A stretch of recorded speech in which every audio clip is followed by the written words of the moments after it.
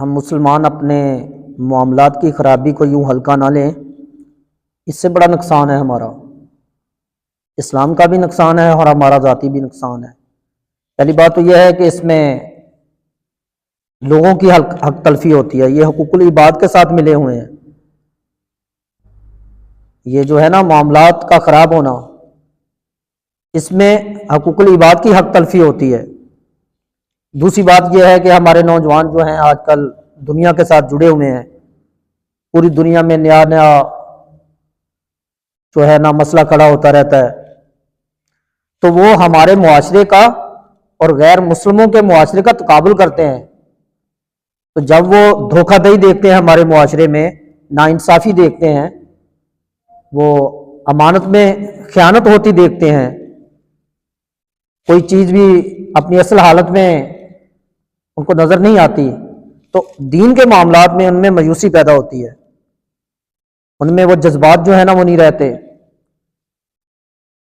ایک اور بات یہ ہے کہ جب غیر مسلم اسلام کی طرف مائل ہوتا ہے تو ظاہری بات ہے جب وہ اسلام کو پڑھے گا، اس کی سچائیاں دیکھے گا، اس سے متاثر ہوگا، تو سب سے پہلے وہ ہمارے معاشرے کا اور اپنے معاشرے کا تقابل کرے گا۔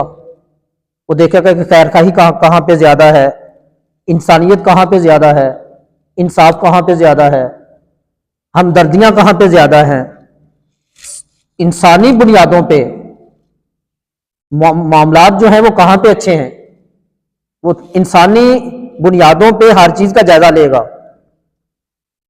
تو میرے بھائیوں، یہ چیز اسے اسلام میں داخل ہونے سے روکے گی اگر ہمارے معاملات اور ہمارے کردار ٹھیک نہیں ہیں تو اس کے غیر مسلم رہنے میں کس چیز نے کردار ادا کیا؟ ہماری اجتماعی معاملات کی خرابی نے، تو اس میں تو ہم بھی مجرم ٹھہرے۔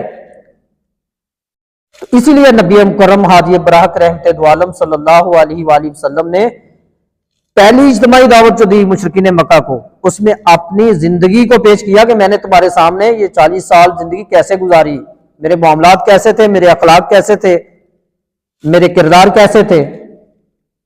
تو آپ صلی اللہ علیہ وسلم نے وہاں پہ اپنی عبادات کو پیش نہیں کیا، اپنی زندگی کو بطور معاملات اور بطور کردار اور اخلاق پیش کیا۔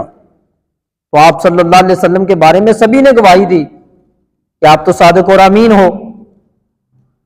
تو آج ہمارے معاشرے میں جو کمزوریاں پیدا ہو رہی ہیں مسلمانوں کی، اس سے ہماری انفرادی اور اجتماعی معاملات کی خرابی کا زیادہ کردار ہے کہ ہم اپنے کردار کو، اپنی سوچ کو، اپنے لینے دینے کو، اپنے انصاف کے تقاضوں کو پورا نہیں کرتے۔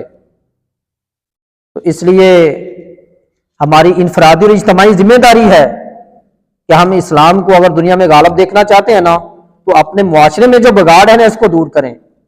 تو یہ انفرادی تربیت کے بغیر یہ ہو نہیں سکتا۔ جب احساس زیاں پیدا نہیں ہوگا تو احساس بیداری کیسے آئے گی؟ تو اس لیے ہمیں رسول اللہ صلی اللہ علیہ وسلم کے دین کو بطور معاملات بھی بیان کرنا چاہیے۔ آج بڑے سے بڑا آدمی جو ہے وہ عبادات کو ہی بیان کرتا ہے، معاملات کو بیان نہیں کرتا۔ تو ہمیں معاملات کو اچھے طریقے سے بیان کرنا چاہیے تاکہ لوگوں کو اس میں دلچسپی پیدا ہو کہ ہم نے اپنے کردار کو، اپنی سوچ کو کیسے ٹھیک کرنا ہے۔